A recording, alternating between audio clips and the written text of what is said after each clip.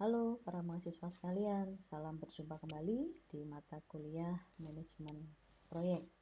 Untuk kali ini kita akan belajar tentang penjadwalan proyek, yang mana di periode sebelumnya kita sudah belajar tentang work breakdown structure atau WBS. WBS ini adalah salah satu cara dalam bentuk bagan untuk membagi seluruh rangkaian pekerjaan proyek menjadi paket-paket pekerjaan yang sama, yang dalam tipe yang sama, sehingga akan bisa tertata masing-masing pekerjaan di dalam proyek itu paket-paketnya seperti apa saja gitu ya. Nah, kemudian pada kali ini kita belajar tentang penjadwalan proyek, di mana segala macam pekerjaan proyek yang sudah dibagi-bagi tadi, lebih detailkan tadi dalam work breakdown structure atau WBS, kita mulai membuat penjadwalannya. Bagaimana mekanismenya? Mari kita ikuti perkuliahan pada kali ini. Akan ada beberapa bagian, saya awali dengan bagian 1, yaitu tentang dasar-dasar jaringan kerja atau network. Jadi ya, setelah pekerjaan proyek dipecah menjadi paket-paket pekerjaan dalam bentuk WBS tadi itu, selanjutnya dapat dibuat penjadwalannya. Nah, yang perlu dijadwalkan adalah paket pekerjaan atau aktivitasnya. Sedangkan kejadian atau bahasa Inggrisnya events, nanti kita sebutnya di dalam manajemen proyek, dan milestone hanyalah akibat dari selesainya aktivitas. Ya, ini perbedaan antara aktivitas, event, dan milestone. Ini contohnya ya. Kalau ada orang yang mengerjakan pengecatan tembok, berarti orang tersebut melakukan aktivitas, yaitu aktivitas mengecat tembok. Sedangkan kapan si orang itu mulai mengecat atau kapan pekerjaan pengecatan itu selesai, maka disebut sebagai kejadian atau events. Nah, sedangkan yang disebut dengan milestone itu bentuknya misalnya di dalam contoh ini adalah aktivitas pembebasan tanah yang akan menghasilkan milestone tersedianya lahan untuk bangunan. Nah, ini ya perbedaan antara aktivitas, event, dan milestone. Nah, milestone digunakan untuk menandai telah selesainya beberapa aktivitas yang kritis dan sulit. Nah, sedangkan kalau kita berbicara tentang penjadwalan proyek, maka ada dua macam, yaitu yang pertama adalah jadwal induk proyek yang berisi aktivitas besar proyek, dan juga tentang jadwal proyek berisi rincian detail jadwal proyek. Nah, di dalam penjadwalan proyek maka ada yang namanya diagram perencanaan. Artinya di dalam diagram perencanaan ini akan membantu kita untuk melihat kapan dan berakhirnya sebuah kejadian atau sebuah aktivitas yang harus dilakukan, serta aktivitas berikutnya yang harus dikerjakan. Nah, kita akan menggunakan metode yang banyak disebut sebagai Gantt chart. Nah, Gantt chart ini dikembangkan oleh Henry Gantt, seorang konsultan manajemen yang terkenal, gitu ya. Nah, kemudian Henry Gantt ini menciptakan model diagram perencanaan yang kemudian dikenal secara lebih luas dengan sebutan Gantt chart.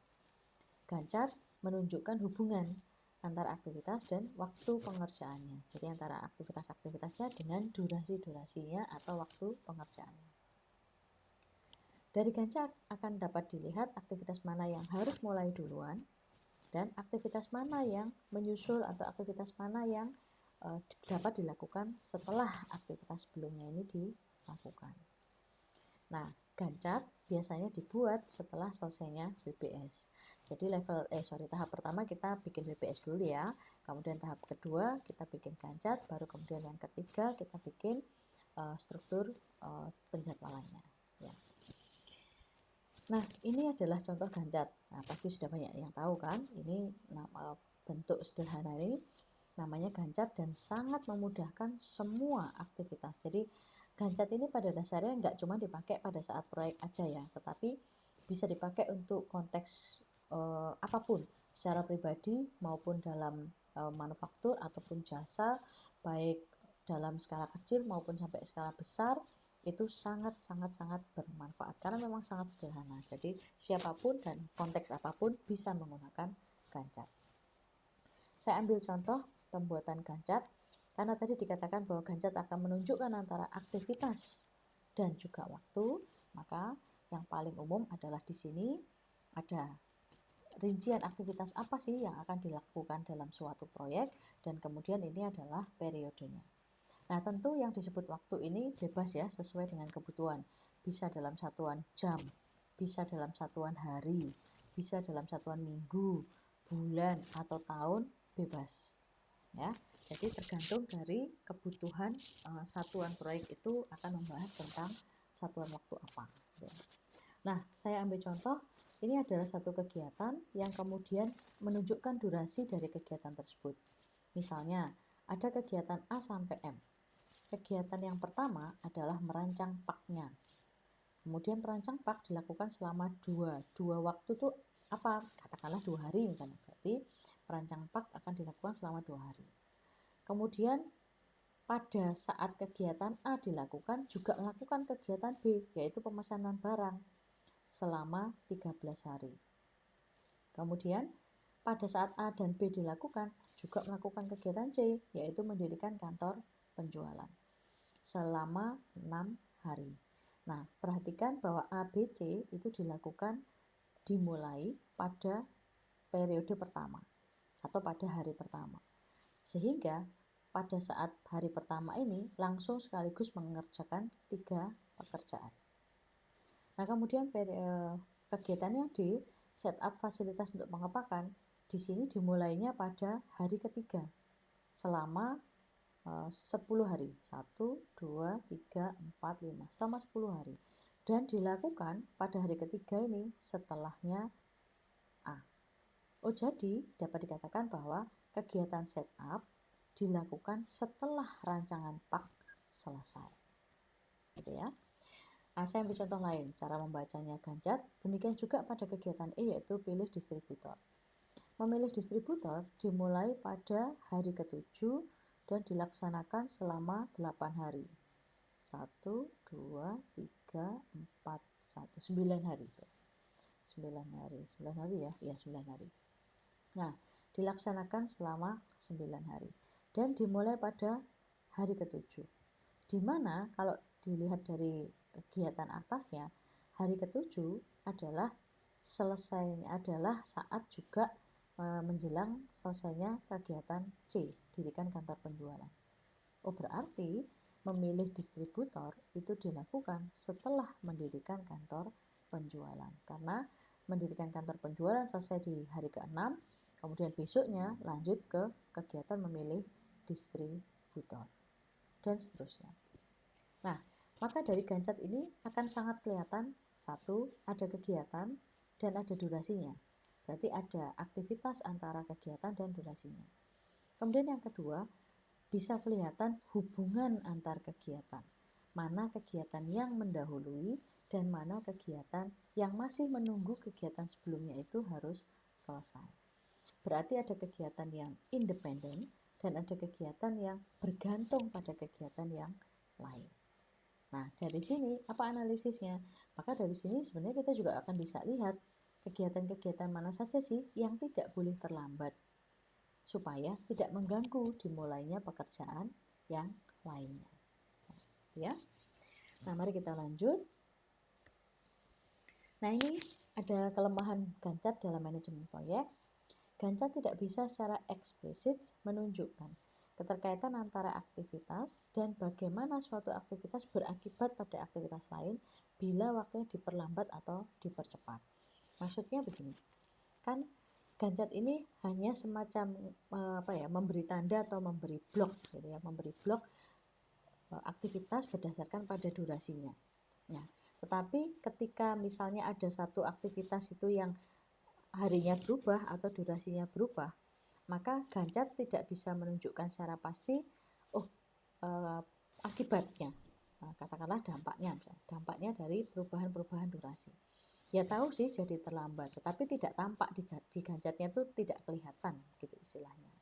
Nah, maka dari itu ada solusi, yaitu menggunakan network atau jaringan kerja. Nah, untuk membuat jaringan kerja yang diperlukan adalah satu, harus ada macam-macam aktivitas. Kemudian yang kedua, ada data ketergantungan antar aktivitas, yaitu mana kegiatan yang mendahului dan mana kegiatan yang menyusul. Kemudian yang ketiga, harus ada urutan logis masing-masing aktivitas. Jangan sampai kita ngupload aktivitas itu terbalik-balik. Nah, salah satu caranya adalah dengan bantuan WBS, itu kan bisa kelihatan ya, supaya lebih tertata gitu istilahnya urutan-urutannya. Kemudian yang keempat, tentu saja waktu penyelesaian tiap aktivitas. Ya. Mari kita masuk tentang jaringan kerja atau network. Untuk membuat network ada dua penanda begitu ya. Dua penanda yang akan kita buat, yaitu yang pertama adalah anak panah dan yang kedua adalah simpul. Anak panah akan menunjukkan aktivitas atau kegiatan, sedangkan simpul atau node itu menunjukkan adanya kejadian atau peristiwa, event. Nah, saya perkenalkan di dalam manajemen proyek itu ada yang namanya aktivitas semu atau disebut sebagai dummy. Apa sih dummy itu? Dummy adalah kegiatan semu yang berfungsi sebagai penghubung. Tidak membutuhkan sumber daya maupun penyelesaian, jadi dia hanya menjadi garis penghubung saja. Aktivitas semu diperlukan karena ini hukumnya tidak boleh ada dua aktivitas mulai simpul yang sama dan berakhir pada simpul atau node yang lain yang juga sama. Itu tidak boleh. Nah, anak dummy digambarkan dalam garis panah terputus-putus. Nah, ini poin kedua ini tergambar dalam gambar yang sebelah kiri. Jika misalnya ada aktivitas 1 ke aktivitas 2, kemudian balik lagi ke aktivitas 1, maka tidak boleh ada dua anak panah mulai dan berakhir pada simpul yang sama. Nah, maka dari itu dibuatlah garis dummy. Aktivitas 1 ke aktivitas, jadi kan aktivitas A, ya kan? Ini kan berarti node 1, node 2 ada aktivitas A dan B. Nah, maka A dan B ini tidak boleh node-nya sama. Jadi tidak boleh langsung 1 ke 3. Maka dari itu muncullah yang namanya node dummy untuk membantu supaya tidak melanggar dari aturan pembuatan network. Ya. Lihat ya, ini berarti garis ke kanan itu anak panah ke kanan ini A, anak panah ke kiri berarti misalnya B. Nah, ini nggak boleh dua-duanya. Atau dua anak panah ke kanan semua, dari 1 ke 2 semua itu juga nggak bisa. Sehingga harus ada garis dummy-nya. Ya. Membacanya dummy tetap sama. Ini kan berarti node 1, node 2 ini berarti menunjukkan adanya aktivitas A. Kemudian ini aktivitas B. Sebenarnya kan tujuannya adalah dari 1 ke 3, lalu AB-nya ini garisnya langsung atas bawah. Tapi nggak boleh, maka dari itu ada node tambahan untuk dummy. Yang kemudian garis dummy-nya kita buat putus-putus. Nah, garis dummy putus-putus ini tidak harus ada simbolnya ya. Artinya cukup garis putus-putus saja, tidak perlu ditandai C gitu juga bisa. Nah. Next. Pendekatan dalam menggambar jaringan kerja atau network. Ini maksudnya gini, kita menggambar jaringan kerja atau network itu ada dua cara. Yaitu yang pertama, menggambar dengan cara AON, activity on node, atau aktivitas yang ada di dalam node. Dan yang kedua adalah menggambar dengan cara activity on arc, atau AOA, aktivitas di anak panahnya. Ini perbedaannya. Jadi, kalau menggambar AON, itu kegiatan atau aktivitasnya itu ada di node. Jadi aktivitas itu kan A, B, C, D, E tadi ya, kayak yang ini ya. Nah, ini loh, A, B, C, D, E ini kan berarti paket-paket pekerjaannya lah, gampangnya gitu. Nah, itu namanya aktivitas. Nah, aktivitasnya itu ditaruh di dalamnya node atau simpul, ya kan? Tadi namanya simpul ya. Nah, ini tadi ditaruhnya di sini. Sehingga tanda panah hanya menunjukkan dari A ke B, kemudian B ke C. Berarti B tidak bisa dimulai kalau A belum selesai. Begitu juga dengan C. C tidak bisa dimulai kalau B belum selesai.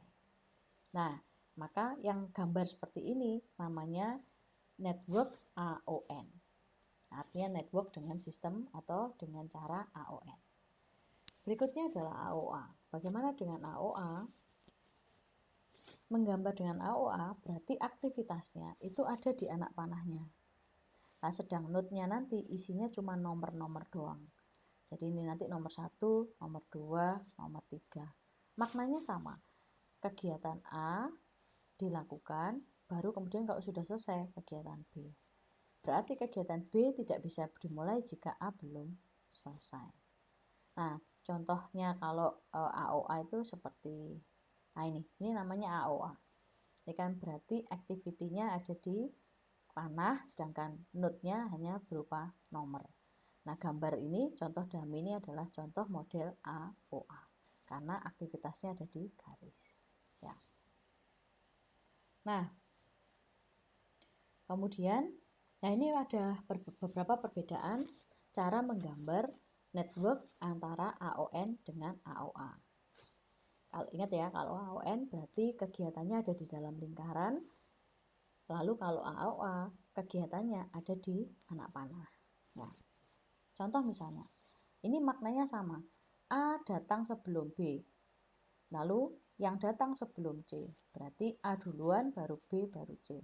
AON menggambarnya ini A, B, C. Tapi kalau AOA menggambarnya berarti ini nanti node 1, node 2, node 3, node 4. Simpul 1, simpul 2, simpul 3, simpul 4. Activity-nya ada di sini. Nah, pemaknaannya sama, cuma beda cara gambarnya doang. Kemudian ada juga nih, A, B menuju ke C. Artinya kegiatan C bisa dilakukan, bisa dikerjakan jika A dan B selesai dengan cara AOA. Nah, sedangkan AON, sedangkan AOA-nya berarti ini ada node 1, node 2, node 3, C, lalu node 4. Sehingga sama, kegiatan C bisa dilakukan jika kegiatan A dan B selesai. Ya, jawabannya ya. Kemudian yang C juga sama. Kegiatan B dan C bisa dilakukan jika A sudah selesai. Ya. Maka cara menggambarnya A, B, C. Ada beberapa node. Kemudian, nah ini juga sama. Ini kan kalau dilihat-lihat A ke C, B juga ke C. Lalu A ke D, B juga ke D. Kalau AON cara gambarnya begini. Berarti kan C itu bisa dimulai kalau A dan B selesai. D bisa dimulai sama jika A dan B selesai. Maka kalau AOA menggambarnya seperti ini. Nah, A, B, lalu ke atas CD. Ini berarti C bisa dimulai jika A dan B selesai. D bisa dimulai jika A dan B selesai. Nah, berikutnya ada juga yang seperti ini. A ke C, B ke C, tapi B juga ke D. Berarti A cuma ke satu arah, kalau B ke dua tujuan, istilahnya begitu ya. Lah, maka di sini diartikan kegiatan C bisa dimulai jika A dan B selesai. Sedangkan kegiatan D bisa dimulai jika B selesai. Nah, ini AOA, AON, kalau AOA menggambarnya seperti ini. Nah, B ini kan berarti kan A dan B ke C, ini kan ada dua panah. Dua panah yang mengarah ke C, kalau AON. Jadi A mengarah ke C panahnya, B mengarah ke C panahnya. Nah, ini sama, berarti kan dia tidak boleh ada aktivitas yang dimulai dan berakhir pada node yang sama. Lah, maka dari itu kalau AOA menggambarkannya pakai dummy. Jadi ini artinya kan A tadi ke C, berarti kan A dimulai baru ke C. Sedangkan B juga ke C, berarti B nggak bisa langsung ke sini. B nggak bisa langsung ke garisnya A ini, tetapi B harus pakai dummy dulu. Nah, ini garis daminya tetap artinya B. Cuman karena ada aturan tidak boleh bareng, maka ada daminya. Berarti kan C bisa dilakukan jika A selesai dan B selesai. Jadi ingat garisnya, panahnya kan tidak langsung miring ke atas, tetapi dia melewati satu dami. Sedangkan D bisa dimulai jika B selesai. Ya. Kemudian ada juga yang seperti ini. Nah, A dikerjakan selesai baru ngerjakan B. B selesai baru ngerjakan D. Nah, sedangkan A selesai juga bisa untuk ngerjakan C. Jadi C bisa dimulai kalau A selesai, gitu kan? Lah, D bisa dimulai jika C selesai. Berarti kan pada node D itu ada dua panahnya dari B sama panahnya dari C. Lah, kalau AON caranya menggambar ini. Bagaimana jika AOA aktivitinya pada anak panah? Berarti dari A ke B ke D tidak ada masalah ya. Yang bermasalah kan tadi dari C ke D. Maka dari C ke D kan dari A dulu. Jadi A ke C baru kemudian ke D. Nah, ini ada satu dami dari A ke C untuk membantu supaya C bisa mengarah ke aktivitinya D. Nah, diperhatikan ya untuk cara menggambarnya antara AOA dan AON. Kemudian bagian kedua, mari kita masuk ke bagian kedua. Oh ya, sebelum saya teruskan, pada materi kali ini contoh-contoh akan saya gunakan dengan metode AOA, Activity on Art, bukan AON ya, Activity on Art. Baik, mari kita masuk ke bagian kedua. Berarti tadi ya, WBS kita sudah belajar, yang kedua gancatnya sudah, kemudian yang ketiga adalah jaringan. Jaringan tadi sudah ada dasarnya, nanti jaringan itu kita akan belajar di dua macam jaringan, yaitu jaringan dengan metode CPM dan juga jaringan dengan metode PORT. Nah, mari kita lihat jaringan yang dengan menggunakan metode CPM atau Critical Path Method.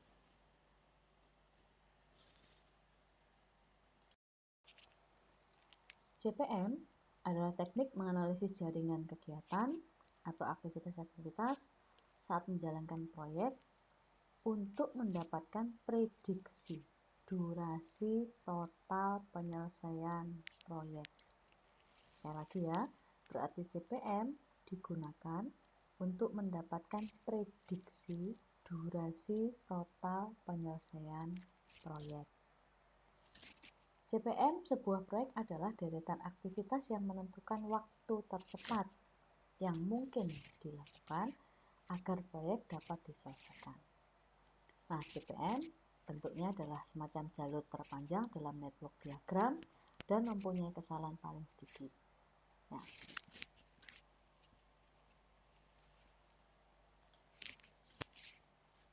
ada beberapa istilah dalam CPM atau Critical Path Method.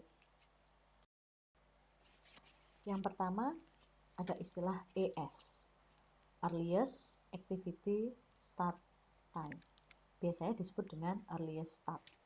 Nah, earliest start adalah waktu paling cepat dimulainya suatu kegiatan. Di waktu paling cepat ya, dimulainya suatu kegiatan.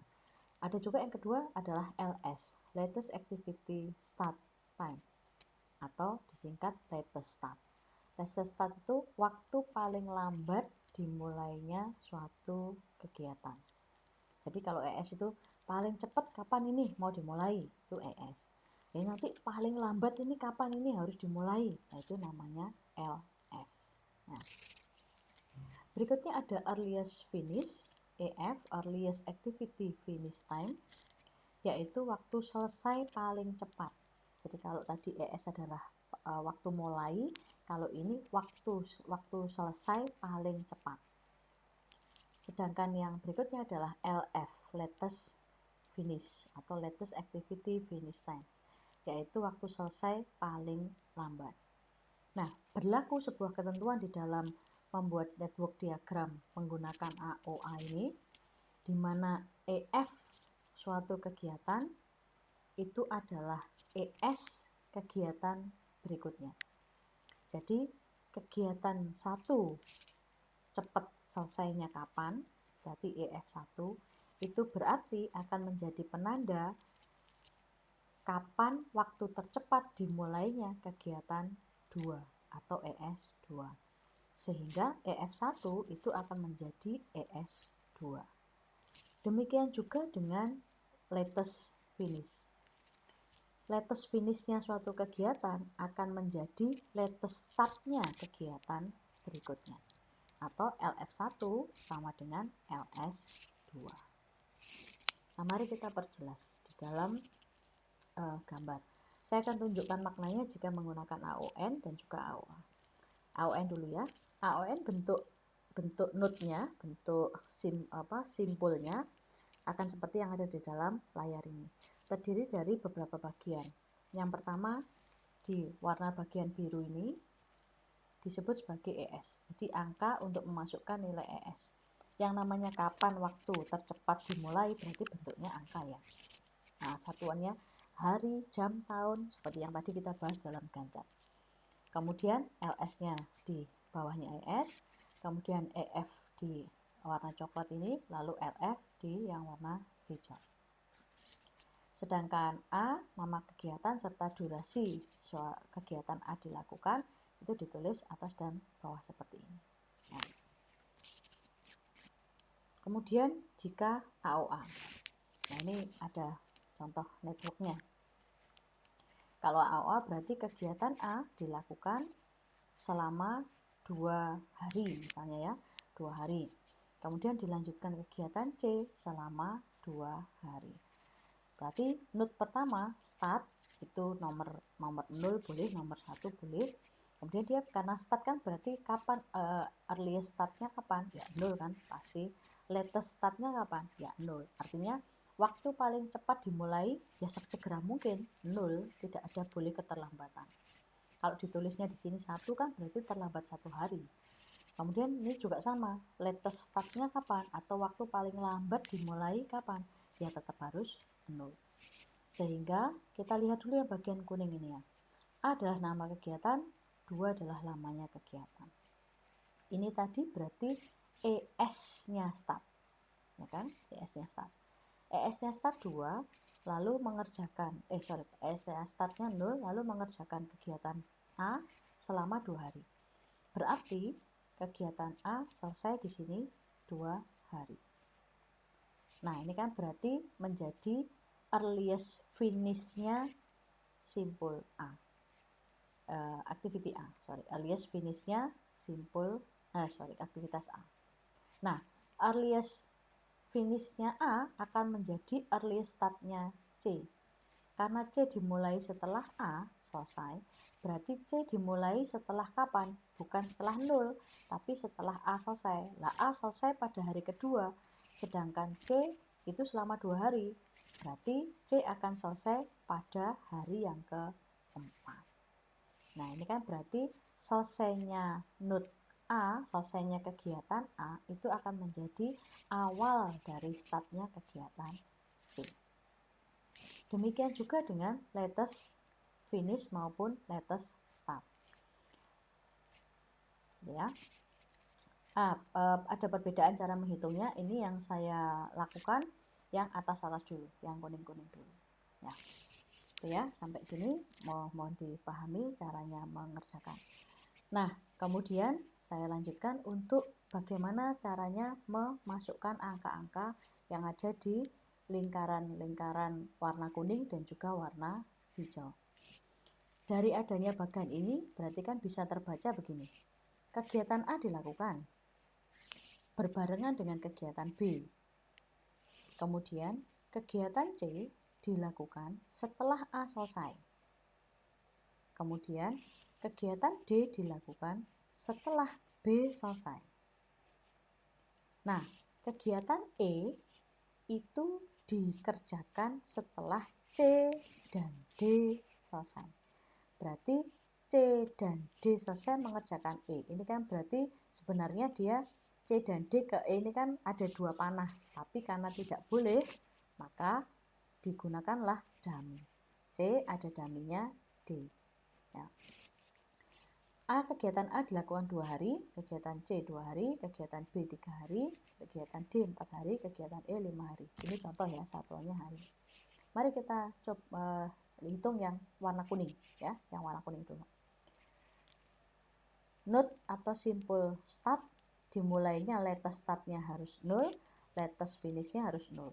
Kenapa? Ini artinya tidak boleh ada keterlambatan atau penundaan. Nggak boleh yang harusnya rencananya hari ini dikerjakan besok, ini nggak boleh. Nah, maka ini 00 itu artinya awal di mana sebuah kegiatan akan dilakukan. 0, A dikerjakan 2 hari, berarti A akan selesai pada hari kedua. Earliest finish A hari kedua. Kemudian earliest finishnya A menjadi dimulainya C kan, berarti C dimulai pada hari kedua selama 2 hari. Jadi kegiatan C akan selesai pada hari keempat. Nah, stop sampai sini dulu. Kemudian 0 start, kegiatan B dilakukan selama 3 hari. Berarti B akan selesai pada hari ketiga. Dan D dimulai setelah B selesai. D itu dikerjakan selama 4 hari. Sehingga 3 ditambah 4 hari, maka kegiatan D akan selesai pada hari ke-7. Nah, sampai sini perhatikan begini. Note 4 itu ada 2 panah. Panah dari D sama panah dari C. Ini kan dummy-nya C ya. Note 4 ada 2 panah. Panah dari D, panah dari C. Sedangkan dari C itu hari keempat selesai. Sedangkan yang D itu hari ketiga selesai ditambah dengan 4 hari ke-7. Mana yang dimasukkan? 4 atau 3 tambah 4 ini 7. Yang dimasukkan adalah 7. Kenapa? Ini kan namanya earliest start atau latest startnya, early startnya E atau latest finishnya D. Nah, kalau ini latest finish artinya kan earliest finish. Ini kan earliest finishnya D. Kalau dimasukkan D berarti 7, berarti D-nya akan pas, yang C nanti akan selesai duluan. Karena C selesai pada hari keempat, sedangkan D selesai pada hari ke-7. Berarti yang dimasukkan di kotak yang kuning atau lingkaran yang kuning adalah angka yang terlama. Istilahnya begitu ya. Bayangkan saja kalau dibalik, bagaimana kalau yang dimasukkan adalah yang 4. Jadi yang dari C ini masuk ke sini. Maka C akan selesai tepat waktu, tapi D akan terlambat 3 hari. Nah, maka dari itu yang dimasukkan adalah yang angka terlama. Kenapa? Kalau angka terlama berarti kan C selesai duluan, ya sudah, bisa nunggu, bisa ngerjakan yang lain, tapi D tidak akan terlambat. Itu ya esensinya. Nah, kemudian pada hari ke-7 selesai kegiatan C dan D, di mana D selesai persis pada hari ke-7, C sudah selesai sebelumnya. Sehingga C kegiatan sudah selesai, maka orang-orang yang mengerjakan pekerjaan C bisa mengerjakan yang lain. Gitu. Nah, ketika setelah D dan C selesai, dikerjakanlah kegiatan E. E selama 5 hari. Sehingga 7 tambah 5, 12. Berarti dalam hal ini diprediksikan lamanya proyek paling cepat selesainya, jadi kan earliest finish kan berarti paling cepat selesainya 12 hari. Diperkirakan ya, itu masih perkiraan. Nah, kalau begitu, kalau earliest finish-nya itu 12 hari, latest finish-nya bagaimana? Artinya kan waktu paling cepat selesainya itu adalah 2 hari, berarti waktu paling lambat targetnya berapa? Ya harus 12 hari, jangan sampai ada keterlambatan. Itulah kenapa ketika ini di warna kuning ditulis 12, di bawahnya ditulis 12. Ya. Nah ya, perhitungan yang kuning-kuning tadi itu kita sebut sebagai forward pass. Jadi kan perhitungan maju gitu ya. Nah, sekarang untuk yang warna hijau-hijau ini kita akan hitung backward pass. Nah, bagaimana caranya? Perhatikan ya. 12 latest finish ya, 12 latest finish.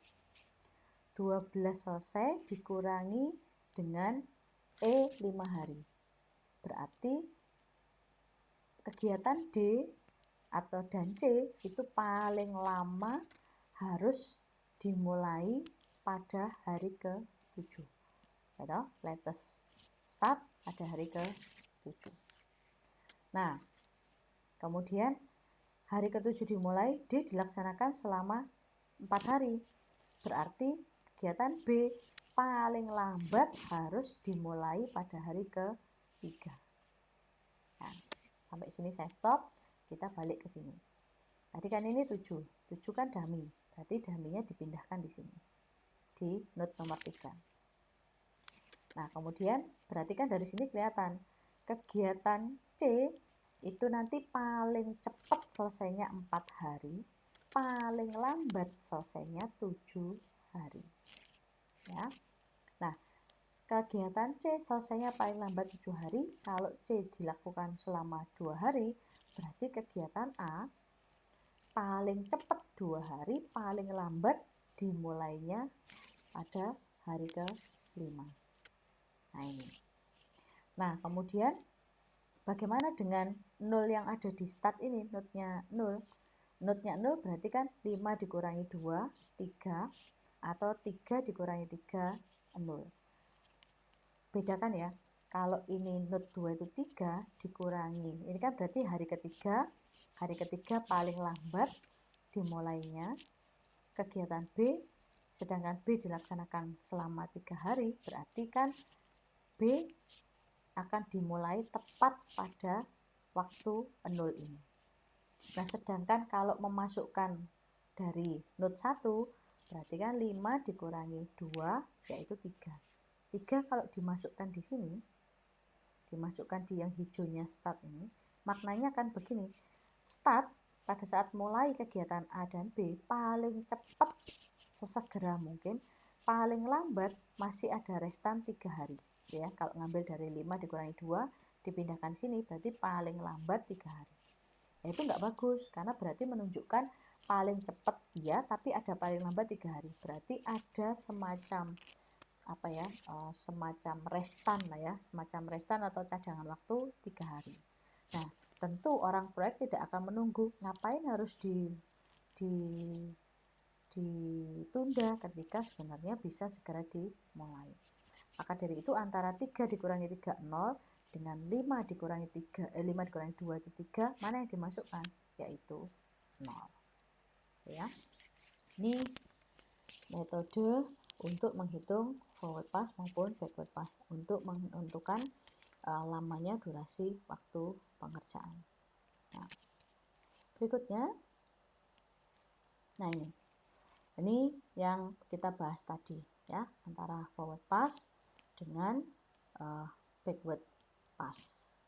Nah, basically sama ya, seperti yang saya jelaskan tadi. Nah, sekarang saya highlight yang paragraf bawahnya ini. Apabila forward pass dan backward pass sudah selesai, tadi ya, mengisi perhitungan tadi, maka dapat diperoleh nilai slack atau float. Nah, nilai slack atau float ini adalah jumlah kelonggaran waktu, istilahnya slack atau float ya, dan elastisitas dalam sebuah jaringan kerja. Nah, artinya yaitu waktu tunda yang masih diizinkan agar umur proyek tidak berubah. Ya. Nah, ada beberapa bentuk slack atau float, yaitu yang pertama adalah free float, kemudian ada total float. Ya. Free float. Apa free float? Free float adalah sejumlah waktu di mana penyelesaian kegiatan dapat ditunda tanpa mempengaruhi waktu mulai paling cepat atau paling awal dari kegiatan berikutnya, ataupun tanpa mempengaruhi semua kegiatan yang lain pada jaringan kerja. Free float suatu kegiatan adalah waktu mulai paling awal atau paling cepat sama saja ya, yaitu ES dari kegiatan berikutnya dikurangi waktu selesai paling awal EF kegiatan yang dimaksud. Jadi dalam hal ini free float-nya dari A ke B, ya ini dalam arti A, B, C-nya urut ya. Free float-nya dari A ke B adalah earliest start-nya B ke C dikurangi earliest finish-nya A ke B. Nah, kemudian yang kedua adalah total float, adalah sejumlah waktu yang diperkenankan suatu kegiatan boleh ditunda tanpa mempengaruhi jadwal penyelesaian proyek secara keseluruhan. Rumusnya TF adalah LF dikurangi EF atau latest finish dikurangi earliest finish, atau bisa juga latest start dikurangi earliest start, LS dikurangi ES. Ya. Free float dimiliki oleh satu kegiatan tertentu, sedangkan total float dimiliki oleh kegiatan-kegiatan yang berada pada jalur yang bersangkutan. Ya, perbedaan antara free float dan total float. Ada juga di dalam network CPM istilah tentang critical path atau lintasan kritis. Lintasan kritis adalah lintasan yang memiliki sekumpulan kegiatan yang tidak bisa ditunda pelaksanaannya sehingga tidak menyebabkan mundur atau molornya penyelesaian proyek. Jadi yang disebut lintasan kritis itu lintasan yang ES maupun EF atau EF maupun LS maupun LF itu tidak boleh ada penundaan. Berarti lintasan kritis itu adalah lintasan-lintasan yang TF-nya sama dengan 0. Artinya tidak boleh ada kemoloran apapun di dalam sekelompok kegiatan. Ya. Nah, mari kita bicara tentang langkah-langkah penjadwalan dengan metode CPM. Ada 4 langkah. Yang pertama yaitu penetapan tujuan proyek. Yang kedua adalah identifikasi pekerjaan-pekerjaan proyek. Yang ketiga menyusun jadwal proyek. Dan yang keempat adalah menentukan total waktu penyelesaian proyek dan lintasan kritis proyek. Jadi memang yang keempat ini adalah tujuan dari membuat CPM, ya, mendapatkan lintasan kritis serta total waktu penyelesaian proyek. Perkiraan, ya, karena proyek itu kan kita bermainnya dengan probabilitas. Nah, saya akan menjelaskan 4 langkah ini dalam bentuk contoh. Ini adalah contoh penjadwalan perusahaan Indah Cahya. Yang pertama berbicara tentang penetapan tujuan. Perusahaan Indah Cahya ingin meluncurkan produk baru. Produk ini tidak diproduksi sendiri, tapi dibeli dari perusahaan lain, dan perusahaan Indah Cahya hanya melakukan packaging dan penjualan produk pada distributor di berbagai wilayah. Dengan demikian, rencana pendirian perusahaan Indah Cahya akan dilakukan dengan metode CPM. Ya. Yang kedua, identifikasi pekerjaan pendirian perusahaan Indah Cahya. Ada beberapa pekerjaan yang akan dilakukan atau yang harus dilakukan untuk bisa mendirikan perusahaan Indah Cahya ini. Dari kegiatan A sampai M. A. Merancang packagingnya. B. Pesan barangnya. C. Mendirikan kantor penjualannya. D.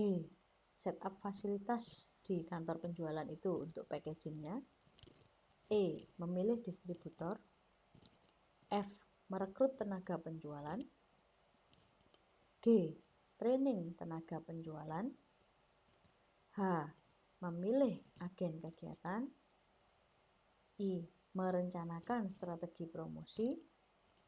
J. Melakukan promosi. K. Mengepak barang-barang. L. Penjualan ke distributor. Serta M. Pengiriman barang.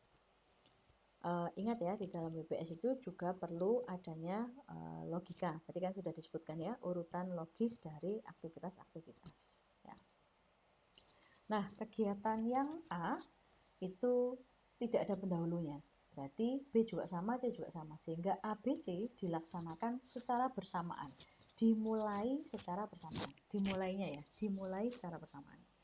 Sedangkan kegiatan D, kegiatan pendahulunya adalah kegiatan A. Berarti setup fasilitas itu dilakukan setelah merancang pak, artinya begitu. Kemudian kegiatan memilih distributor dilakukan setelah kegiatan C selesai. Berarti memilih distributor dilakukan setelah mendirikan kantor penjualan. Begitu juga dengan F dimulai dari kegiatan C, kegiatan D, E, G, training itu dilakukan setelah merekrut penjualan. Kemudian kegiatan H itu dilakukan setelah kegiatan C selesai, berarti setelah mendirikan kantor penjualan. Kegiatan yang I itu dilaksanakan, yaitu perencanaan strategi promosi dilaksanakan setelah H selesai, yaitu setelah memilih agen iklan. Kemudian promosi dilakukan setelah I, yaitu setelah merencanakan strategi promosi. Kemudian mengepak barang-barang itu dilaksanakan setelah B dan D selesai, berarti setelah memesan barang serta setelah setup pengepakan, baru ngepak barang-barang. Penjualan ke distributor juga sama, dilakukan setelah E dan G. Berarti penjualan ke distributor dilakukan setelah memilih distributor serta mentraining tenaga penjualan. Nah, yang M diselesaikan setelah K dan L. Artinya setelah mengepak barang-barang dan penjualan ke distributor. Ya. Ini adalah durasinya. Sekali lagi, durasi bebas ya, hari, bulan, tahun bebas tergantung dari kebutuhan proyek. Ya. Kalau digambar, gancatnya, ini gancatnya seperti tadi contohnya. Jadi A 2 waktu, 2 periode. Jadi A 2 periode, 2 kan. Kemudian B 13, C 6 hari dimulai pada saat yang sama. Berarti dimulai pada ABC dimulai pada saat yang sama selama 2 hari, 13 hari, dan 6 hari. Kemudian yang D dimulai setelah A selama 10 hari. A kalau dimulainya adalah 0 dan dia dimulai 2 hari, berarti kegiatan D dimulai pada hari ketiga selama 10 hari sampai hari ke-13. Ya. Demikian juga dengan yang E, pilih distributor dilakukan selama 9 hari setelah kegiatan C, berarti setelah mendirikan kantor penjualan. E setelah C. Nah, C-nya mana? C-nya selesainya di hari ke-6.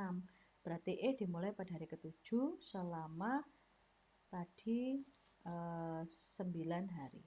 Berarti selama 1, 2, 3, 4, 5, 6, 7, 8, 9. Maka kegiatan E akan dimulai pada hari ke-7, selesai pada hari ke-15. Nah, kemudian yang F juga sama, dimulai setelah kegiatan C selama 4 hari. Berarti F dimulai pada hari ke-7 selama 4 hari. Akan selesai pada hari ke-10. Demikian selanjutnya untuk membuat gancatnya. Ya. Lalu membuatlah jaringannya. Nah, ini jaringannya. Saran saya teman-teman, kalian sebelum melihat slide ini, sebaiknya dengan data yang ada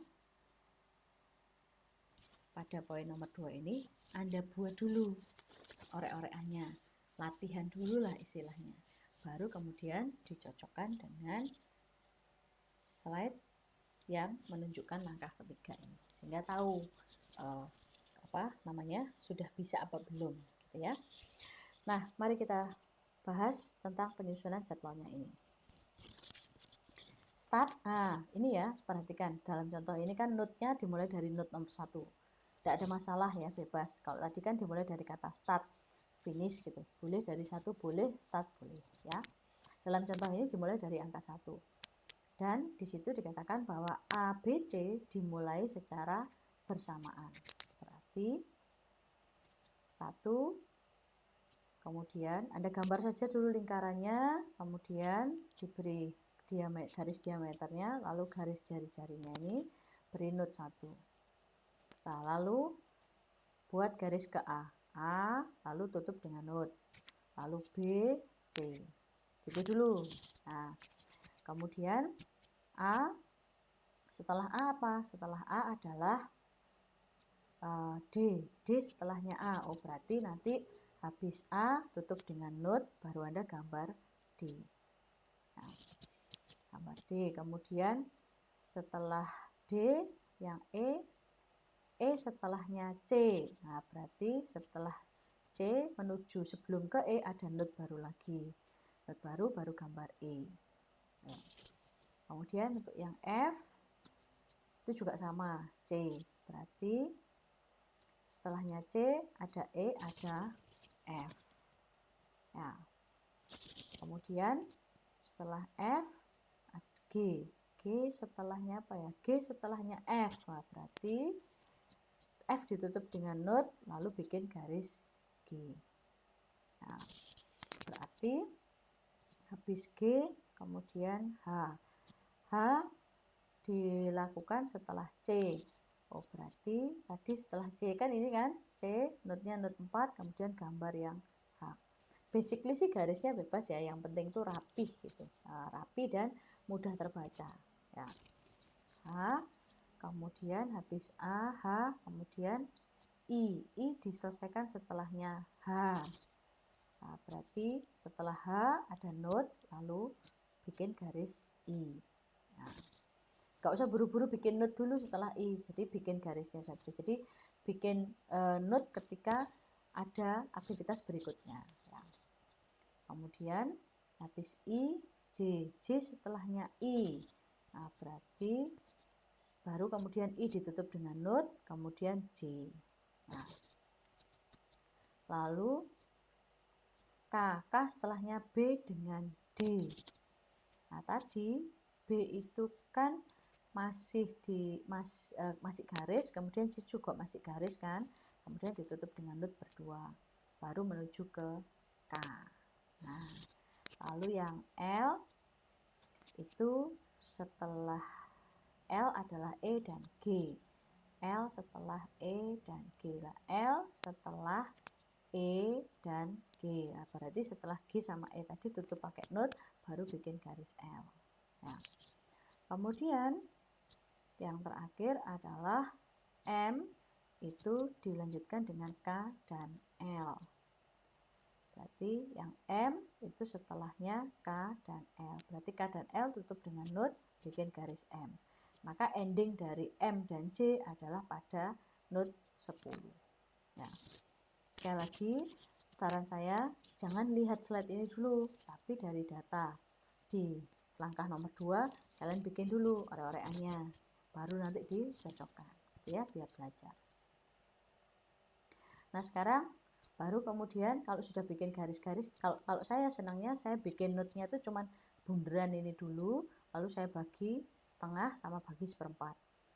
Saya bagi bunderannya, saya bagi setengah, saya bagi seperempat. Jadi saya nggak langsung kasih nomor, saya kasih nomornya itu ketika sudah beres semua. Semua sudah bikin garis-garisnya, sudah beres. Berarti setelah A, 2, C, 6, B, 13 itu baru memasukkan nomor-nomor pada note ini. Nah ya, berarti kan tadi yang seperempat lingkaran atas sama seperempat lingkaran bawah kan masih kosong. Mari kita praktekkan forward pass. Ya. Forward pass berarti yang untuk yang atas, seperempat atas. 1, note 1, earliest start atau waktu mulai paling cepat untuk aktivitas A adalah 0 dan aktivitas A 2 hari. Maka A selesai pada hari ke-2. Nah, B dimulai pada saat 0 dan dilaksanakan 13 hari. Berarti mana yang lebih cepat? 2, ini masih belum ya, kan tadi A masih ada D. Berarti kalau 2 di sini ditambah dengan 10, 12 banding dengan 13. Mana yang dimasukkan? Yang 13. Berarti nanti B tepat waktu selesainya, D nganggur sehari. Kasarannya lebih cepat, bukan lebih cepat, sudah selesai sehari sebelumnya. Karena kan A sama D kan selesainya pada hari ke-12. Sedangkan nanti baru mulai lagi K setelah hari ke-13. Nah, berarti yang dimasukkan yang 13-nya. ya. Kemudian 13-nya ditambah 6, 19. Tapi jangan buru-buru dimasukkan di sini. Karena simpul nomor 7 itu ada garisnya K sama garisnya L. Jadi kalau K kan tadi 19 doang. Nah, mesti dilihat dulu L itu berapa. Lah rangkaian L berarti masuk ke yang ini rangkaiannya. Nah, ini 0 ditambah dengan 6, 6. 6 ditambah dengan 9, 15. Nah, jangan buru-buru dimasukkan di 15 karena di simpul 6 ini ada garisnya E dengan garisnya G. Berarti masuk dulu ke simpul nomor 5. 6 tambah 4, 10. 10 tambah 7, 17. Mana yang dimasukkan? Yang 17 atau yang 15? Ya pasti yang 17. Ya kan? Nah, 17 tambah 6, 23. Dengan 13 tambah 6, 19. Mana yang dimasukkan? Nah, yang paling lama, yang 23. Soalnya kalau yang paling paling lama 23 ini berarti nanti kan yang kegiatan L nggak terlambat, kegiatan K itu sudah selesai duluan, ya, early startnya. Ya. Kemudian M masuk ke not 10, 23 tambah 6, 29. Jangan buru-buru dimasukkan 29, tetapi ngecek dulu untuk yang segmen ketiga ini. Nah, tadi kan ada C nya di not keempat 6, 6 ditambah H-nya 2, 8, 8 ditambah 4, 12, 12 tambah 10, 22. Oh, antara 22 dengan 29 masuk mana? Ya, 29. Jadi 29 dimasukkan di sini. Nah, backwardnya sekarang alias seperempat yang ke bawah. Berarti kalau ini 29 earliest earliest finish, berarti latest finishnya harus juga 29 alias paling lambat paling cepat selesainya kapan? 29. Paling lambat selesainya kapan? Ya harus 29, jangan beri kelonggaran ya. Kan pengen cepat proyeknya selesai gitu. Backward ya. Saya ambil yang bagian bawah dulu. 29 dikurangi 10, 19. Taruh sini. Lancar karena hanya satu garis atau satu anak panah. 19 dikurangi 4, 15. Masukkan sini. 15 kurangi 2. Loh kok 6 bukan 13. Nah, jangan buru-buru memasukkan 13 karena not 4 ini dia ada dua garis, dua panah. Panahnya H sama panahnya F. Jadi sampai sini berhenti dulu. Untuk mengisi not 4 berhenti dulu, pindah ke segmen yang kedua, ke bagian yang kedua ini. Nah, ini tadi 29. 29 dikurangi 6, masuk sini 23, ya kan? 23 dikurangi 6, 17. Masuk sini. 17 ke bawah ya, ke not 5 kan garisnya cuma satu. Berarti 17 dikurangi 7 yaitu 10. Nah, ini 10 dikurangi 4 berapa? 6. 15 dikurangi 4, 13. Mana yang dimasukkan? Kalau yang backward pass yang dimasukkan yang paling kecil. Jadi ya, kalau yang atas yang dimasukkan adalah yang paling besar angkanya, tapi kalau yang bawah itu yang dimasukkan adalah yang paling kecil. Artinya kan begini. Ini 10 dikurangi 6, 10 dikurangi 4 kan 6. 6 ini kan artinya latest start. Ini kan latest finish. Latest finishnya 5 adalah latest startnya 4 kan, alias waktu paling lambat dimulainya kegiatan 5 itu adalah waktu paling cepat kegiatan 4 atau kegiatan F harus dilakukan. Nah, waktu paling lambatnya ya kan. Nah, berarti kalau 6 itu berarti paling lambat melaksanakan pada hari ke-6 untuk yang persiapan F. Sedangkan ini kalau 15 dikurangi 2, 13 berarti paling lambat hari ke-13. Terus selisih seminggu. Wong hari ke-6 aja sudah bisa dimulai kok. Ngapain harus memulai pada hari ke-13. Nah, itu ceritanya kenapa kalau yang forward, maju, perhitungan maju itu yang dihitung adalah yang paling besar. Sedangkan yang backward, yang mundur, itu yang dihitung adalah yang paling kecil. Ya, makanya dimasukkan sini 6. Ya. Dah 6 dimasukkan sini. Nah, sekarang hati-hati. di not 4 itu ada 3 garis, garisnya H, garisnya F, garisnya E. Nah, tadi yang 15 kurangi 2 kan 13, 10 kurangi 4, 6. Tapi kita mesti nyocokkan dulu dengan yang garisnya E, karena simpul 4 ini garisnya 3. 1, 2, 3. Yang E, tadi ini 17 dikurangi 9, yaitu 8. Benar kan? Ya, 8. Nah, berarti mana yang dimasukkan? 8, 6, atau 13? Ya jelas saja yang paling kecil. Yang paling kecil itu kan berarti latest finish atau latest start gitu ya. Jadi waktu yang paling lambat dimulainya kegiatan ya harusnya hari ke-6, bukan hari ke-8, bukan hari ke-13. Waktu paling lambat kok hari ke-13, kan kelamaan gitu. Nah, kemudian kan berarti yang kosong tinggal yang 0 ini toh. Nah, ini juga sekarang kita masuk ke yang kedua ini ya, garis kedua ini. Ini tadi 29 dikurangi 6, 23. 23 kekal ya sekarang. 23 dikurangi 6, 17. Nah, 17 dikurangi 13, 4.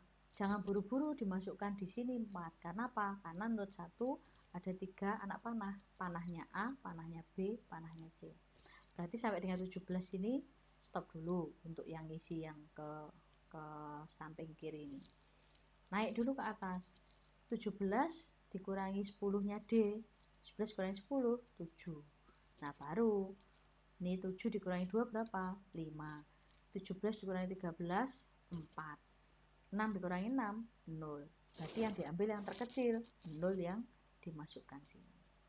Nah, ya, jadi sambil mendengarkan penjelasan ini, saran saya Anda juga sambil mempraktekkan apa yang saya jelaskan supaya lebih bisa memahami caranya menggambar. Ya. Nah, berikutnya, nah ini adalah langkah keempat menentukan tadi free float sama total float tadi. Nomor kegiatan, nomor simpul. Ini boleh salah satu ya, boleh nomor simpul atau boleh kegiatan. Kalau nomor simpul berarti nomor simpul 1, 2. Nomor simpul 1, 2 itu mana? Nomor simpul ini loh, nomor simpul 1 ke 2. Nah, ini namanya 1 strip 2 nulisnya. Nomor simpul 1, 3, 1, 4. 1, 3 itu berarti 1 ke 3 ini sama 1 ke 4. Kalau tidak mau nulis nomor simpulnya, cukup tulis saja A, B, C, D, E, F, G, H, I, J, K, L, M. Jadi beda ya, kalau nomor simpul ini, kalau yang kegiatan nanti A, B, C, D, E, F, G sampai M. Nah, waktu dipindah lagi, kemudian memasukkan earliest start, earliest finish, latest start, latest finish. Ini nggak usah dihitung, lihatnya dari bagan tadi. 1, 2, kegiatan A, ES-nya berapa? Kegiatan A, ES-nya A kan ini 0. Lalu EF-nya, earliest finish-nya 2. Nih, tinggal masukkan. Latest start itu kan berarti yang bawah-bawah ya. Latest start-nya A 0. Latest finish-nya 7. Nah, ini 0. Latest 1, 3 ya, 1, 3 kegiatan B, earliest start-nya adalah 0, earliest finish-nya, earliest start-nya 0, earliest finish-nya 13. 0, 13. Latest start-nya berarti kan yang bawah 0 dengan latest finish-nya 17. Nah, ini 4, 17. Sorry, 4. What is 4? Oh, ini 0 ya harusnya. Ini 0 ya, teman-teman, ini 0 karena not 1, 3. Latest start-nya 0. Latest start-nya 1, 3 itu berarti ini 1, 3. Latest start-nya kan ini 0, bukan 4 ya, 0. Nah, kemudian saya ambil contoh lagi yang simpul 1, 4 atau kegiatan C. Kegiatan C ini kan berarti ES-nya pakai yang ini. ES-nya 0, EF-nya 6. ES 0, EF 6. Nah, demikian juga dengan LS, berarti yang bawah 0 dengan 6. 0 dengan 6. Ya, itu ya. Kemudian simpul 23 atau kegiatan D. Kegiatan D, mari kita lihat. Nah, D awalnya berapa? Awalnya 2, selesainya paling cepat 13. Berarti D 2 13. 2 13. Wah, ini 13 ya, guys. 13 ya. Kemudian yang bawahnya 7 17. 7 17. Ya. Saya ambil contoh yang kelima, kegiatan yang E. Yang ini. E kan berarti awalnya atas dengan atas, 6 dengan 17, bawahnya 6 dengan 17. E. 6. E mana E? A, B, C, D, E. Oh, sorry. Simpul 23 ya. Simpul 23. Simpul 37. 1, 2, 3, 4, 5. Simpul 37. Sorry, simpul 37 ini berarti. 37, 13, 23, 17, 23. 37, 13, 23. 37, 13, 23, 17, 23. Aduh, nanti ini tolong dicek ya guys. Ini saya keliru memasukkan ini. Ini nanti dimasukkan. Jadi memasukkannya ini berdasarkan nomor simpulnya. Ya. Oke, nah tolong diperbaiki ya. Tadi kok keliru. Ya, nih, keliru memasukkan ini. Sehingga nanti total float sama total float baik LF maupun ES, LS dengan ES mengikuti rumus yang sebelumnya tadi. Free floatnya ES next dikurangi EF before, ya. Itu pakai rumusnya. Ini nanti dicek dulu. Ya. Kemudian setelah nomor 4, nah jadilah nih. Nah, dari sini kita kemudian menentukan dua hal yang kita tentukan. Untuk yang nomor 4 itu kan menentukan total waktu penyelesaian dan lintasan kritis. Nah, total waktu penyelesaian ngelihatnya di sini.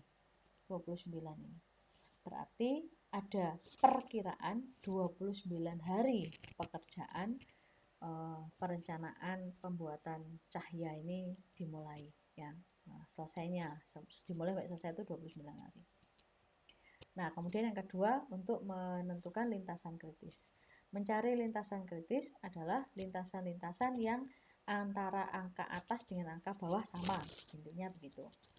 Ini atas sama bawah sama. Atas sama bawah sama. Kalau ini kan enggak sama. Ini enggak sama. Ini sama. Ini sama. Ini enggak sama.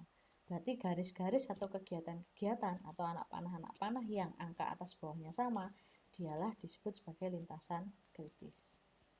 Dalam hal ini adalah C, F, G, L, M. Nah, dikatakan lintasan kritis berarti adalah aktivitasnya tidak boleh terlambat, baik mulai maupun selesainya. Berarti kegiatan C, F, G, L, dan M tidak boleh terlambat. Intinya begitu. Ya. Berikutnya, nah ini ada beberapa slide yang saya tunjukkan jika kita menggunakan Microsoft Project.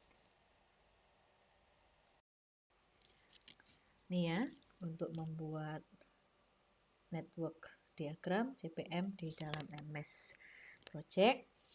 Yang pertama adalah tuliskan dulu data aktivitas proyeknya, tanggalnya dapat disetting auto, sesuai tanggal pada saat membuat atau di manual. Nah, ini kan di sini ditulis task name-nya A sampai M. Nah, di sini ada tandanya auto atau bisa manual. Nanti bisa diklik. Kalau auto itu nanti akan muncul tanggal di mana saya membuat atau kita membuat data ini. Dalam hal ini saya buatnya misalnya saja hari ini 29 September. Berarti nanti kalau automatic dia akan keluarnya tanggal 29. Tapi kalau manual nanti kita bisa milih tanggal sendiri. Gitu. Nih, kemudian masukkan durasinya. Supaya lebih gampang, nggak usah pakai opsi yang klik itu. Kalau saya sih masukkannya 2 lalu saya enter, 13 saya enter, 6 saya enter, 10 saya enter gitu. Itu lebih cepat. Lalu jangan lupa menuliskan ini predecesornya atau kegiatan pendahulunya. Ya. Ini di sini saya tulis, di sini ada opsi A, di sini saya centang. Begitu saya klik, saya centang A, itu keluarnya. Ya, ini saya jelaskan sekilas, nanti kita praktekkan. Kemudian ini adalah untuk membuat, nanti kan di sisi sebelah kanan muncul gancatnya kan, sama seperti kita membuat BBS kemarin. Itu bisa ditambahkan informasi, yaitu dengan klik kanan, format bar, nanti banyak pilihan. Ya, di sini saya memilihnya menuliskan durasi. Kemudian baru membuat bentuk gancatnya, jadi mengubah gancat menjadi network. Itu saya buka task gancat, kemudian networknya diklik. Begitu network diklik, nanti keluarnya seperti ini. Nah, ini akan sama hasilnya dengan manual tadi. Nah, akan sama dengan ini gambarnya. Nah. Lalu karena saya agak terganggu dengan bentuk garisnya ini, saya pengen ubah bentuk garisnya. Nah, caranya mengubah bentuk garis adalah dengan network diagram format, terus kemudian straight link ini saya klik. Nanti garisnya akan menjadi garis lurus-lurus gini. Nah, jadi lebih mudah ketika kita mencocokkan dengan manualnya, atau ya memang lebih mudah untuk melihat garisnya ketika dia tidak garis yang miring-miring kayak seperti yang tadi. Kemudian untuk mengetahui berapa lama waktu penyelesaian proyek dan juga critical path-nya, sama yang diklik masih yang, saya balik lagi ke gancat ya. Jadi kita balik lagi ke mekanisme gancat berarti task tadi, terus nanti pilih gancat, terus kemudian di situ nanti baru ada gancat format itu. Di sini saya klik critical task dan juga project summary task. Kalau critical task itu nanti mana yang jalur kritis itu akan warnanya beda. Secara otomatis warnanya akan beda. Sedangkan kalau yang project summary task itu nanti keluarnya paling atas. Nah, di sini menunjukkan total dari perkiraan hari adalah 29 hari untuk selesainya proyek ini. Nah, baru kemudian untuk melihat lintasan kritisnya, tinggal melihat yang warnanya beda ini apa saja kegiatannya. Ini kan berarti C, F, G, dan seterusnya. Ya. Itu gambarannya menggunakan MS Project. Nah, saya masuk dulu ke bagian 3 ya, sebelum nanti kita coba praktekkan dengan MS Project-nya. Di bagian ketiga ini adalah membuat network dengan metode PERT, yaitu Project Evaluation and Review Technique. Jadi ini adalah metode kedua selain alternatif metode JPM. Apa itu metode PERT? Digunakan pertama kali dalam proyek sistem rudal Polaris pada Angkatan Laut Amerika Serikat. PERT digunakan untuk proyek-proyek yang baru dilaksanakan pertama kali, di mana estimasi waktu lebih ditekankan daripada biayanya. Nah, ciri khasnya PERT itu ada 3 perkiraan waktu. Waktu optimis, waktu pesimis, dan waktu yang paling memungkinkan. Jadi maksudnya begini, kalau tadi di dalam CPM kan ada durasi 2, 13, 6 itu kayak perkiraan terbaik gitu, best guess, prediksi terbaik. Padahal in reality kita tuh kayak ragu-ragu. Ya, sehingga ada waktu paling cepat, optimis, ada waktu paling lambat, pesimis, atau ya ada waktu normal atau rata-ratanya, yaitu waktu yang paling mungkin. Sehingga PERT akan memunculkan keraguan-raguan itu tadi menjadi waktu-waktu yang berbeda, yaitu waktu optimis simbolnya A, waktu pesimis simbolnya B, dan waktu yang paling mungkin adalah simbolnya M. Apakah itu waktu optimis? Waktu optimis adalah waktu minimum dari suatu kegiatan. Jadi kan waktu paling cepat lah istilahnya, waktu paling minimumnya berapa gitu. di mana segala sesuatu akan berjalan baik, namun sangat kecil kemungkinan kegiatan selesai sebelum waktu optimis. Jadi ini kan best case.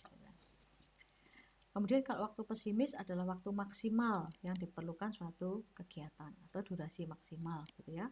Di mana situasi ini terjadi bila nasib buruk terjadi, maka ditentukan waktu pesimis. Waktu yang paling mungkin adalah waktu normal untuk menyelesaikan kegiatan. Nah, estimasi waktu diperoleh dari orang yang ahli. Artinya kalau orang bangunan ya dia tahu bangunan persis akan berapa lama, gitu ya. Nah, membuat simbolnya untuk menempatkan A, B, C tadi, ABM ini antara node 1 dengan node 2 kan anak panah. Sama ya, masih pakai sistem AOA ya. Antara node 1 dengan node 2 ada anak panah. Anak panah ini sekalipun kita optimis pesimis paling mungkin, tapi menuliskannya di dalam simbol kegiatan antar node itu adalah A, M, B, alias optimis yang paling memungkinkan, B-nya pesimis. Nah, karena ada 3 varian waktu yang berbeda, yaitu yang paling best guess, worst guess, serta yang rata-rata, maka muncullah nilai TE dan nilai varian. Apa sih itu? Nah, TE adalah waktu yang diharapkan dari setiap kegiatan. Rumusnya A ditambah 4M ditambah B dibagi 6. Sedangkan varian proyek, rumusnya adalah B dikurangi A dibagi 6 baru dikuadratkan. Ya, ini karena ada 3 waktu yang berbeda dengan 3 probabilitas waktu yang juga berbeda. Maka muncul TE dan V.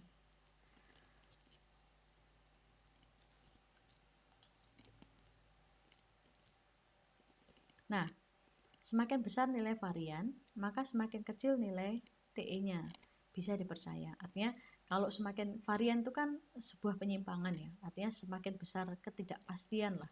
Maka nilai TE itu semakin kecil untuk bisa dipercaya akan cepat selesai.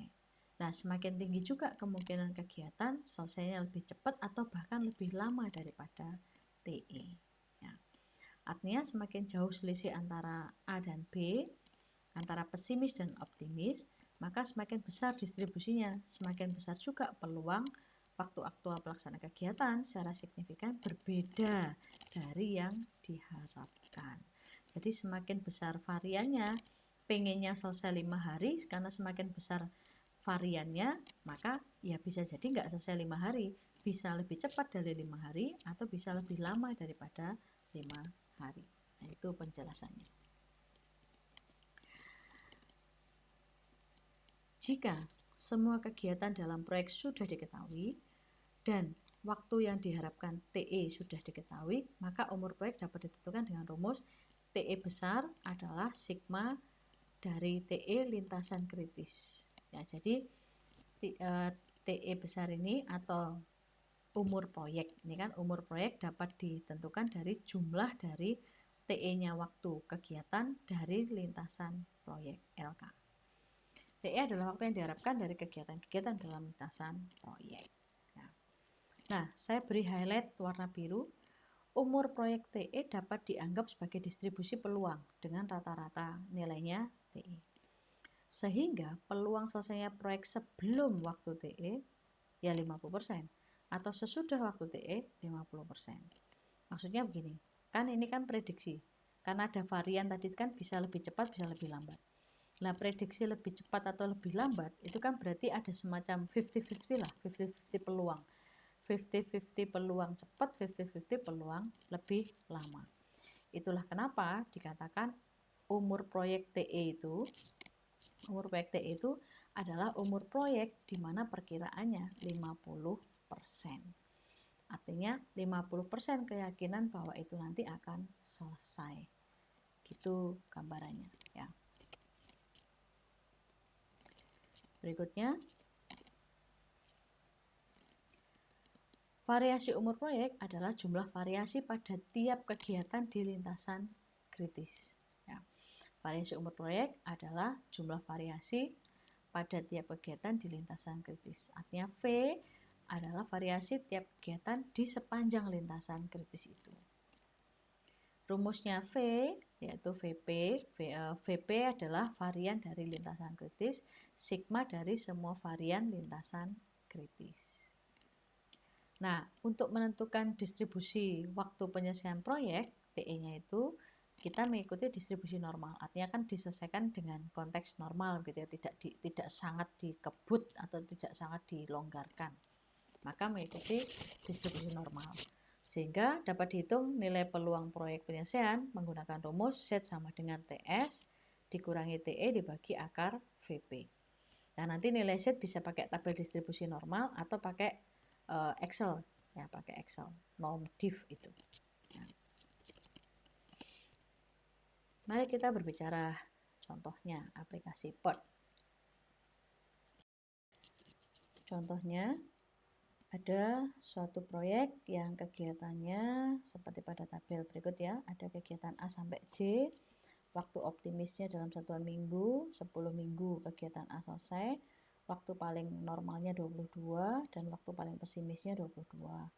Sedangkan kegiatan B paling optimisnya 20 minggu, paling memungkinkan 20 minggu, dan paling worst case-nya atau paling pesimisnya 20 minggu.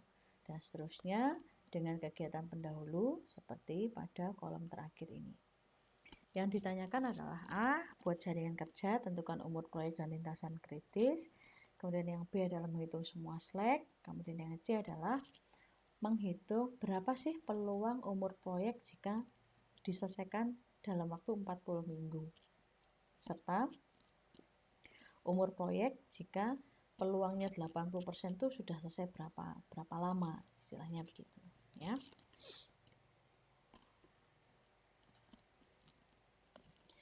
Nah, ini berarti tabelnya saya pindahkan dulu, kegiatan untuk simpulnya, kemudian AMB kegiatan pendahulu, lalu ngitung TE dan V. Rumusnya tadi ya, TE adalah A ditambah 4M tambah B bagi 6, sedangkan yang V berarti tadi adalah ini B dikurangi A dibagi dengan 6 dikuadratkan. Jadi B dikurangi A dulu dibagi 6 dulu baru dikuadratkan. Ya. Boleh sih tidak pakai kolom simpul nih, boleh ya. Ini kan hanya untuk memudahkan gambar. Saran saya nggak dikasih juga nggak apa-apa. Tapi kegiatan kolom A, M, B kegiatan pendahulu, TE dan V hukumnya wajib ada. Ya. Kemudian barulah kita membuat gambarnya. Nah, boleh pakai Microsoft Project ya, langsung boleh. Nah, kemudian setelah gambarnya sudah dibuat, baru ditentukan lintasan kritisnya. Nanti kan pertanyaan A tadi adalah buatlah jaringan kerja. Tadi yang mana? Ini jaringan kerja, networknya ini. Terus tentukan umur proyek. Nah, umur proyeknya 43 minggu. Ya. Lalu tentukan lintasan kritisnya. Lintasan kritisnya adalah A, D, J. Karena kan ini sama, atas bawah sama. Kalau yang lainnya kan beda. Ya, berarti A, D, J lintasan kritis. Ya. Baru kemudian masuk pertanyaan yang B, menghitung semua slack. Hitung ya, pakai rumus yang tadi. Kuncinya ada di ketelitian ini ya, ES, EF, LS, dan LF ya. Teliti ini mesti ngitung TF-nya sama FF-nya pasti benar. Kemudian, nah ini tadi umur proyeknya 43 minggu, lintasan kritisnya ADJ, lalu dengan TE besar bisa dihitung kan, TE besar kan tadi adalah sigma dari semua TE lintasan kritis, berarti sigma dari semua lintasan kritis ADJ berarti A 20 ditambah D 15 ditambah J 8. 20 tambah 15 35 tambah 8. Ya. Yaitu 43 minggu. Ya. Nah, kemudian pertanyaan berikutnya, berapakah variasi umur proyek VP? VP kan dihitung adalah sigma dari V lintasan kritis. Ya. Berarti V-nya lintasan kritis ADJ, A-nya 4 ditambah 25, 29 ditambah 4, 33. Nah, 33 minggu variannya. Nah, maka berapakah peluang umur proyek jika proyek diselesaikan dalam waktu 40 minggu? Hitung Z sama dengan TS dikurangi TE dibagi akar VP, 40 minggu TS-nya yang ditentukan, dicari. Kemudian TE-nya tadi adalah 43 minggu umur proyek, dibagi dengan akar VP, akar 33. Temunya adalah min 0,52, boleh lihat tabel distribusi normal atau pakai rumus Excel norm as this. Ya. Sehingga peluang kalau umur proyek diselesaikan 40 minggu itu baru selesai sekitar 30,15%.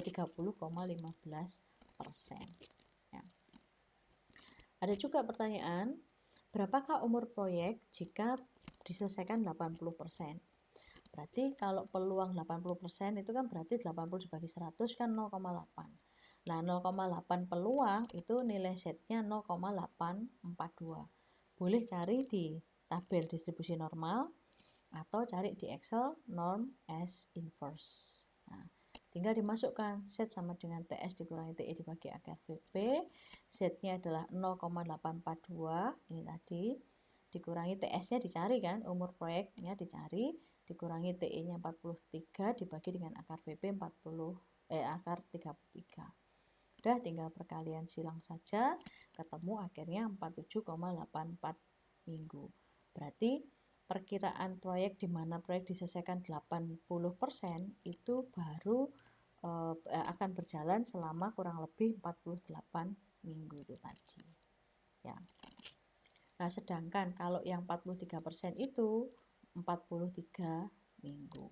Ya, itu gambarannya.